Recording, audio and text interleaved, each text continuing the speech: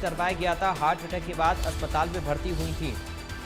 तो ये बड़ी जानकारी इस वक्त सामने आ रही है।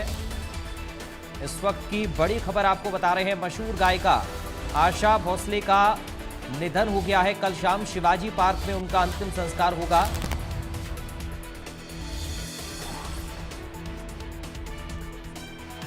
बड़ी जानकारी इस वक्त सामने आ रही है।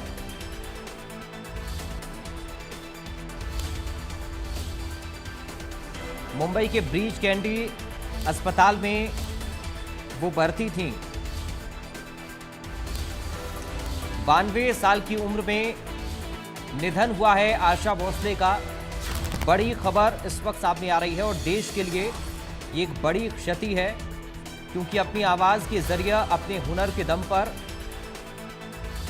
अपने शुरुआती जीवन से जो पहचान आशा भोसले ने बनाई वो हमेशा काबिल तारीफ रही। सुपरहिट गाने उन्होंने दिए। हर दौर में उन्होंने खुद को बदलकर साबित करके दिखाया। और अब जब उनके निधन की खबर पूरे देश में फैल रही है तो शोक की लहर है। कल शाम शिवाजी पार्क में है। दरअसल उनकी तबीयत बिगड़ने पर अस्पताल में उन्हें भर्ती करवाया गया था और अब ये दुखद खबर सामने आ रही है कि आशा भोसले हम सब के बीच अब नहीं रही हैं।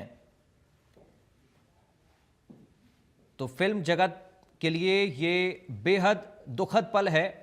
पूरे देश के लिए ये दुखद खबर है। 92 साल की उम्र में उन्होंने अंतिम सांस ली है। बड़ी खबर इस वक्त हम आपको दे रहे हैं। ये बड़ा अपडेट इस वक्त सामने आ रहा है। आशा भोसले का निधन हो गया है।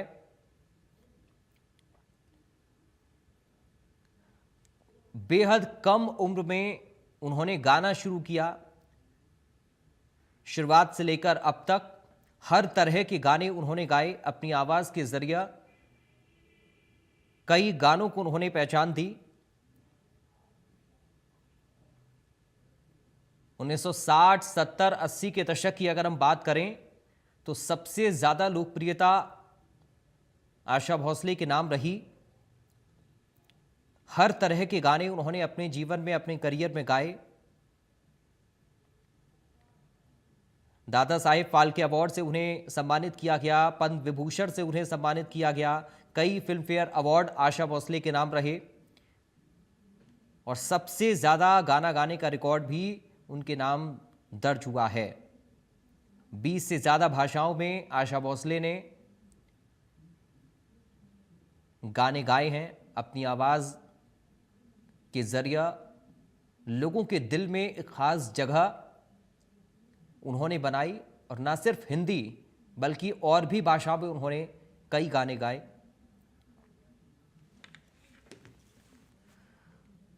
और आशा भोसले के बेटे का बयान आया है। क्या कुछ उनकी तरफ से कहा गया है, आपको सुनाते हैं। मैं आनंद भोसले, मेरी माताजी श्रीमती आशा भोसले, इनका आज निधन हो चुका है। कल सुबह 11 बजे वो जहाँ रहती थी कासा ग्रैंड लोअर परेल, वहाँ पर जिनको अंतिम दर्शन लेने हैं वो आप वहाँ आइए। और 4 बजे कल दोपहर को शिवाजी पार्क में इनके अंतिम संस्कार होंगे। ठीक है।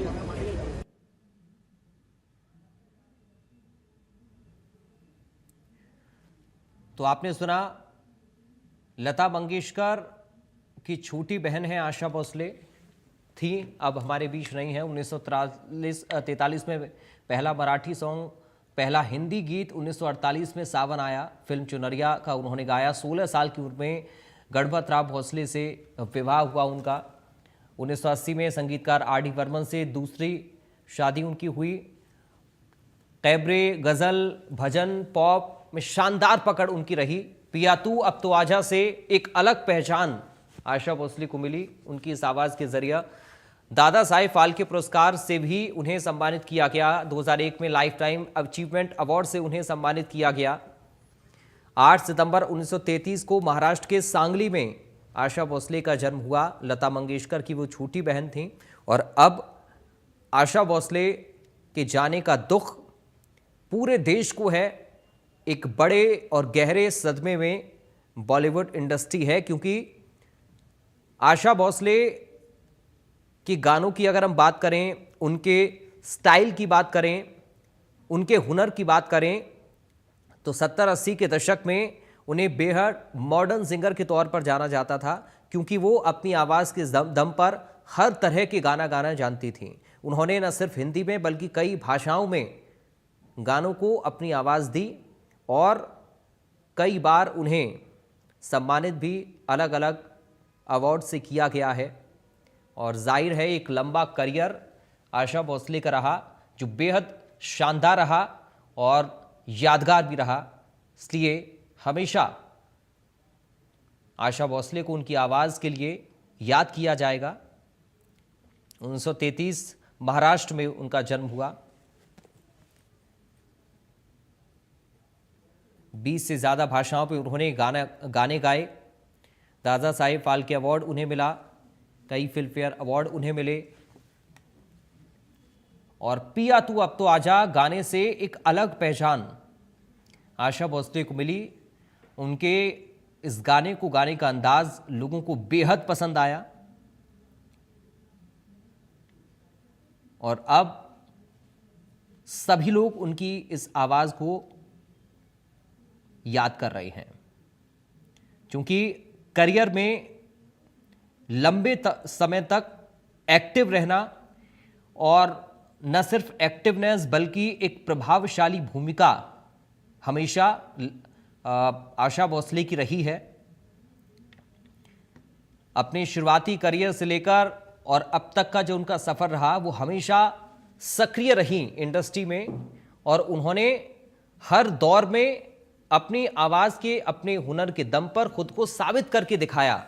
ये सबसे बड़ी उपलब्धि आशा भोसले की रही कि उन्होंने हर दौर के गाने गाए। कभी भी उन्हें आउटडेटेड नहीं समझा गया। अपनी बढ़ती उम्र के साथ, बदलते दौर के साथ उन्होंने अपने में बदलाव लाया, परिवर्तन लाया और उस परिवर्तन की ही बदौलत उन्हें एक नई पहचान मिलती गई। हर तरह के गानों के जरिए वो लोगों के दिलों में अपनी जगह बनाती गईं और इसी वजह से शायद आज एक बेहतर गायिका के तौर पर उनको पूरा देश देख रहा है। लता मंगेशकर की वो छोटी बहन थी। आशा भोसले ने अपनी आवाज़ के दम से, अपने हुनर से एक अलग पहचान इंडस्ट्री में अपनी बनाई और आज जब उनके निधन की खबर पूरे देश में फैली है तो जाहिर है सबकी आंखें नम हैं। उनके जो बेटे हैं उन्होंने आकर जानकारी शेयर की है और बताया है, यानी आधिकारिक तौर पर उन्होंने आशा भोसले की मृत्यु की पुष्टि कर दी है।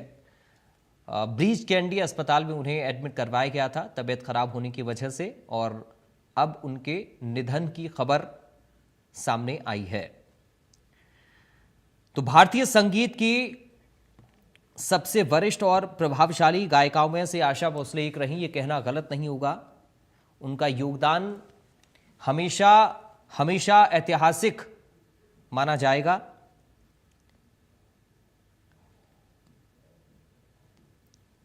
भारतीय संगीत में उन्होंने अपनी एक अलग पहचान बनाई। अपने गीतों के जरिए लोगों के दिल में जगह बनाई और आज 92 साल की उम्र में जब उन्होंने अंतिम सांस ली है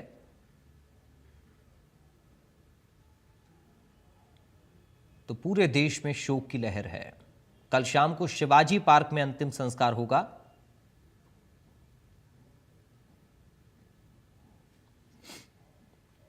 तो मशहूर गायिका आशा भोसले का निधन हो गया है, ये बड़ी जानकारी इस वक्त हम आपको दे रहे हैं।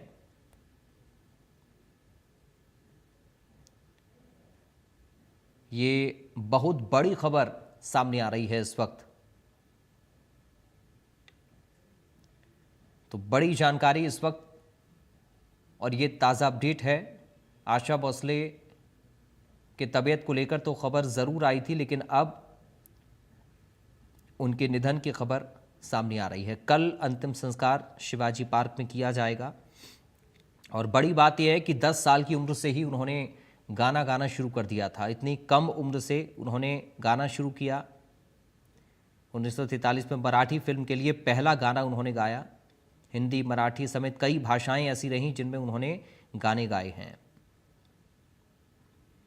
1997 में ग्रैमी के लिए नामांकित होने वाली पहली भारतीय महिला वो रहीं। 2011 में Guinness book of world record में उनका नाम दर्ज हुआ। सबसे ज़्यादा गाने रिकॉर्ड करने वाली गायिका के तौर पर उन्होंने अपना एक अलग मुकाम बनाया है। दादा साहेब फाल्के पुरस्कार भी उन्हें दिया गया। पद्म विभूषण से भी आशा भोसले को सम्मानित किया गया। भारतीय संगीत जगत की मशहूर गायिका आशा भोसले 1933 में महाराष्ट्र के सांगली में जन्मी और महज 10 साल की उम्र से उन्होंने गाना शुरू किया। 8 दशक से ज़्यादा वक्त का करियर, 20 से ज़्यादा भाषाओं में उन्होंने गाने गाए और एक लंबा सफ़र। और इस पूरे सफ़र में हमेशा आशा भोसले एक्टिव रहीं। जैसा कि लगातार हम आपको बता रहे हैं कि बदलते दौर के साथ उन्होंने अपने गाने का अंदाज भी बदला और हर तरह के गाने उन्होंने गाए। इसलिए शायद लोगों के दिलों में उन्होंने अपनी जगह अपने गानों के जरिए और गहरी की। तो ये बड़ी खबर है। 92 साल की उम्र में आशा भोसले ने इस दुनिया को अलविदा कह दिया है। बॉलीवुड की लेजेंडरी सिंगर्स में से एक अब इस दुनिया में नहीं है। कल ही उन्हें ब्रीच कैंडी अस्पताल में एडमिट करवाया गया था और आज उनके निधन की खबर अब सामने आ रही है। दरअसल ये बताया जाता है कि चेस्ट इन्फेक्शन, थकान की दिक्कत उनको थी, इस वजह से तबीयत उनकी बिगड़ी, लेकिन अब उनके निधन की खबर सामने आई है।